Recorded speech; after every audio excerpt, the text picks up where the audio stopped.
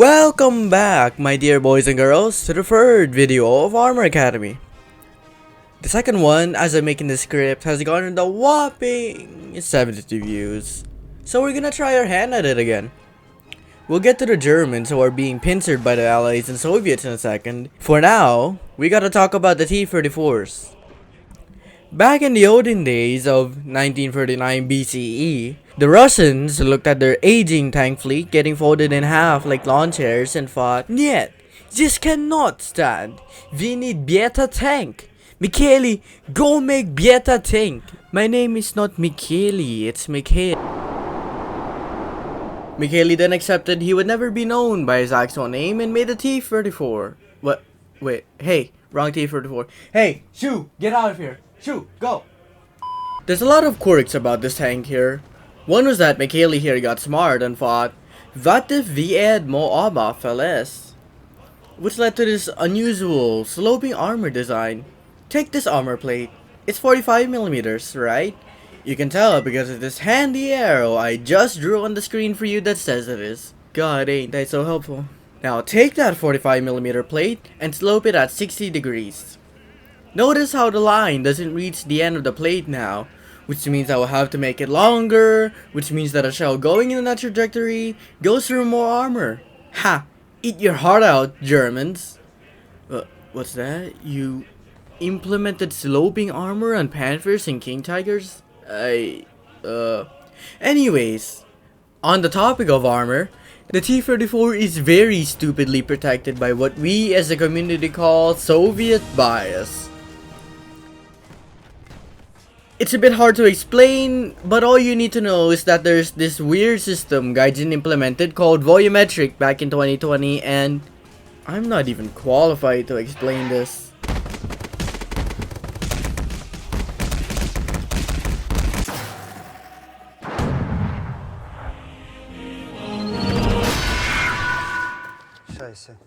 But all I'll let you in on is that I can let you get away with too much bullshit.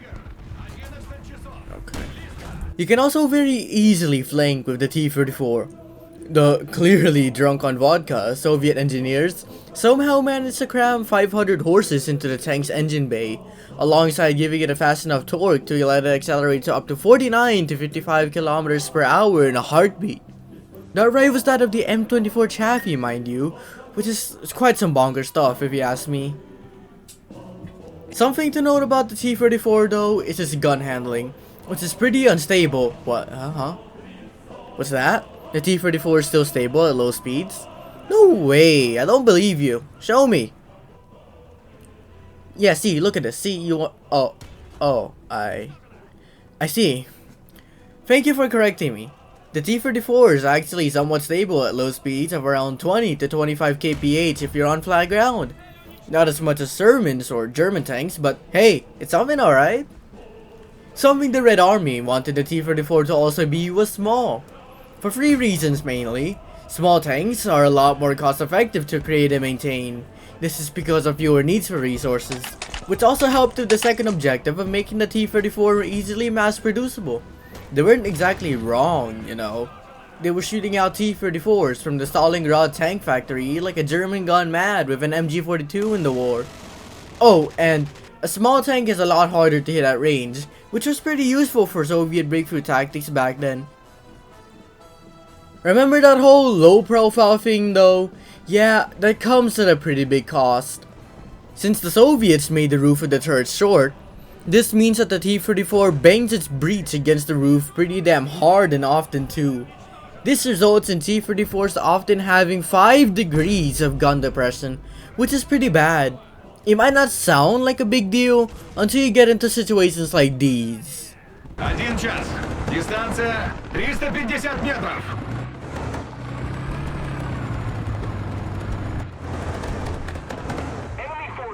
The reload time too is very unforgiving on the 76 and 85mm guns in particular. We'll get into those in a second, but they're oftentimes an entire 2 seconds or more slower than M4 Sherman's ace. This is pretty damn important when you take into account that, according to the video I just made not too long ago that you should really watch, The Sherman is one of the most recognizable and massive tank families in War Thunder. It's important to know your matchup since you'll be facing them so damn often. The Ruskies were also on this weird quest of making their tanks miserable to fight in. They butchered the tank's gun oppression and made it hella unreliable, and hit even the crew by making the T-34s really cramped and small, very uncomfortable for the crew inside. Since the T-34's interior is packed like a sardines can, this means you'll find yourself getting one-shot very often by enemy players if they have APHE, as one piece of spall is all it takes to end your flanking run that game and hit your third crew member. As time naturally progressed, so did armor technology and weaponry of the Second World War. The T-34, not wanting to miss out on the action, got some upgrades of its own. The most notable changes were with its cannons and turrets. For both, there's 3 distinct variants available. We'll go over the guns first and then the turrets later. Before we begin, I would just like to note that Soviet APHC has a weird quirk. Its upgraded rounds, identifiable by the ballistic cap, have better angled pen performance compared to APHE without a cap. What do I mean by this? If you were to take non-capped APHE and put it on the Serpent's frontal plate, you would have to go around 100, maybe 85mm of armor. Not really great, you can't pen it at any distance. Use the cap round though, suddenly it's even lower. Now you can pen Shermans at close ranges with the T-34. Awesome! Why is this, I don't know. Guys, your number calculations went wrong or something. Okay, time to the main star of the show. The cannons. There's 3 of them. The 76, the 57, and the 85. All ordered from the oldest to the newest. Don't be fooled by the inclusion of the seemingly lower and worse caliber in the middle. The 57 has a trick up its sleeve. We'll rank these based on 3 categories: firepower, reload speed, and explosive power. Here comes penetration now. Unsurprisingly, the 76 being oldest of the Soviet guns has the least penetration. It's a surprise how this hasn't been sent to the yet with how poor its performance is compared to quota. Here's also why I told you not to doubt the 57. Here in penetration, it actually keeps up with the newest 85s. Actually, the 57 too wins out on muzzle velocity, being the superior choice for sniping if you pick off a T-34. The same still applies in reload speed. The 57mm flatter, smaller package, helps itself in this case by being small, reloading quickly and allowing you to throw hands with M4 Shermans in reload duels. The 76 and the 85 here, however, are the biggest offenders. It's no surprise since the rounds are so heavy, it takes quite the effort to slam them into the breach, especially because Soviet crew ergonomics are so bad as well. The 57 finally loses its crowd and explosive capabilities though. Instead, the 85 takes it. Literally riding the edge of the overpressure limit for APHE in War Thunder, it's to be expected. The 76 follows in second here, a larger caliber allowing her to pack more HE filler in the round. The 57 loses pretty badly. Okay. Anyways, notice how all 3 cannons have different turrets? Let's get into that. Let's start off with the one the T-34-57 in model 1940 used. The 2-man pie turret. It's very cast and curved, leaving a small usable area for your rounds to hit on the turret cheeks before it ricochets into Narnia. Hit the flat bits of the turret cheek to take out the crew and the tank along with it. Understandably, the Soviets understood that this was bad, and after sending the pie turret designer to the gulag, made the nut turret, or as Hans called it the first time he saw it, the Mickey Mouse turret. It's more hexagonal in shape now, adding some more armor and a turret mantlet that's trolly, but it leaves a very glaring weak spot in the form of the giant turret ring. If you want to knock out a T-34 quick, shoot the turret ring to take it out. Problems however arose when the Red Army tried to fit an 85mm gun in the nut turret and failed. After sending the designer of the nut turret on a paid vacation in Siberia, they crafted a new turret which has no name, so we'll call it the 85 turret. There's a 2-man and 3-man variation of the same turret, but the principles mostly stay the same. The turret cheeks are rounded like the pies with more armor and volumetric troll business, but it also has a gigantic turret ring like the nut. You can shoot the turret ring if you know your gun is weak, But at this point, you'd probably have enough penetration to go for a T-34's glazing in this battle rating, no? Right, cool. So, you might again be asking, Illusions, this is cool and all, but how to actually play the damn thing? And no boy, you sure don't learn. Have you noticed the recurring pattern of the T-34? How I mentioned Soviet bias, gaijin, and volumetric business a lot more? Yeah, that ties in nicely with this one idea I want you to abuse the most. Weaponize jank.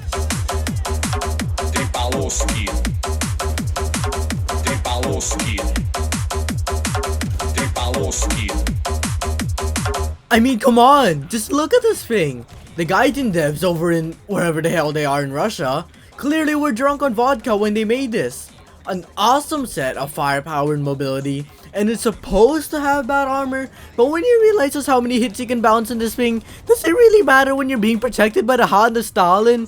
It's so stupid just how volumetric makes you Your tank is literally made with the freshest selenium straight off the presses of the factories. So don't be afraid to be daring and aggressive with your plays.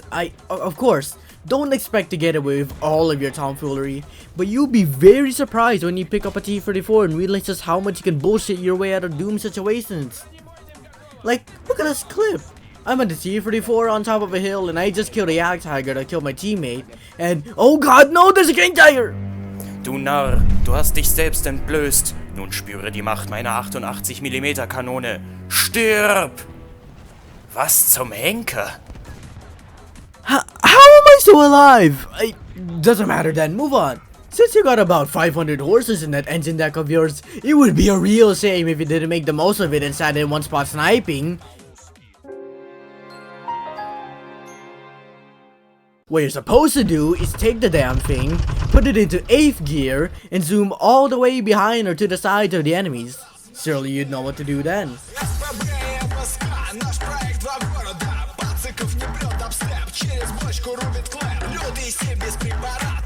Please, though, for the love of Mother Russia, don't stay in one spot with the T-34.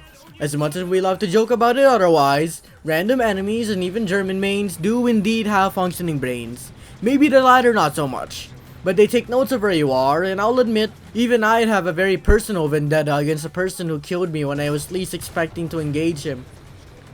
So always be on the move and switching locations and lines. You can't just stay in one spot and expect all the enemies to come to you with their sides exposed, lest you get revenge cast or greeted by an entire horde of enemies.